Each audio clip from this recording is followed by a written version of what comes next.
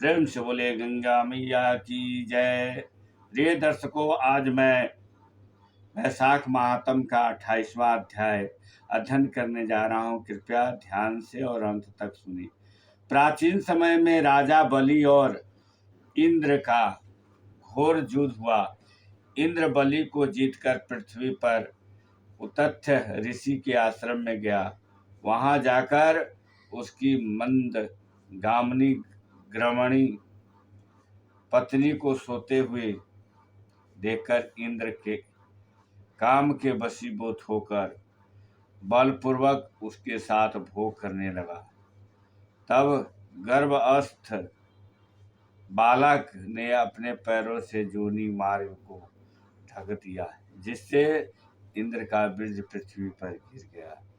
इस पर इंद्र ने क्रोधित होकर शिशु को श्राप दिया कि तू इस कर्म के करने से जन्मांध हो। फिर ऋषि के श्राप से डर कर इंद्र वहां से भागा। उसको भागते देख ऋषि शिष्य हंसने लगे। वह लज्जा के मारे मेरू पर्वत की कंदरा में जा छिपा और वहां बैठकर तप करने लगा। जब इंद्र कंदार में छुपा हुआ तो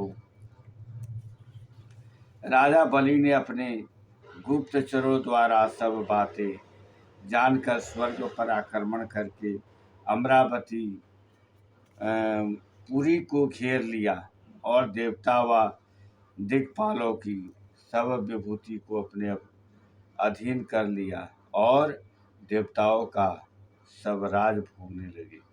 तब अगीन आदि सब देवता दैत्यों से दुखी होकर बृहस्पति जी के पास गए और उनको सब वृत्तांत सुनाया और कहा कि राजा बिना हम सब देवता अनाथ हो गए हैं, सो आप विचारिए कि स्वर्ग के राजा इंद्र कहाँ गए और कब आएंगे। तब देवगुरु बृहस्पति जी ने इंद्र का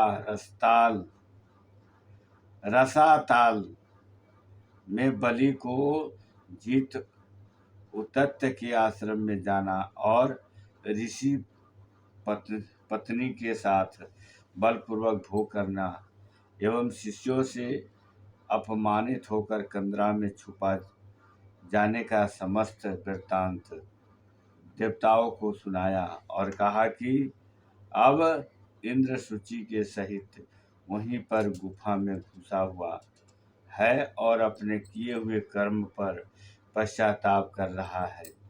तब सब देवता उसी कंदरा में पहुँचे और उसमें बैठे हुए इंद्र को देखकर सब उसके बल और बीज का प्रशंसा विख्यात स्त्रोतों द्वारा उसे प्रसन्न करने लगे। सब देवता कहने लगे कि हे देवताओं के स्वामी, आपके बिना दैत्यों ने हमें बड़ा क्लेश दिया है।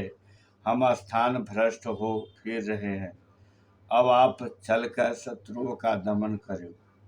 इंद्र कहने लगा, परा स्त्री गमन के दोष से मेरा बल बीर्ज जस मंत्र शक्ति विद्या शक्ति सब नष्ट हो गई। इसी कारण में मैं यहाँ छुपकर निवास कर रहा हूँ। इंद्र की बात सुन सबने इंद्र को बल देने का विचार किया। बृहस्पति जी ने कहा कि हे इंद्र, अक्षय तृतीया को जिसमें स्नान दान आदि से मनुष्यों के हजारों पाप नष्ट हो जाते हैं और बल बीर्ज तथा ऐश्वर्य बढ़ता है, इससे तुम इस दिन स्नान आदि करो। बृहस्पति जी के ऐसे वचन सुनकर इंद्र ने अक्षय तृतीया को स्नान दान आदि वैशाखोक्त धर्म किया। इस भक्ति देने वाले धर्म कार्य से उनके बल बीर्जादि सब पूर्ववत बढ़ गया तथा पर स्त्री गमन दोष भी नष्ट हो गया।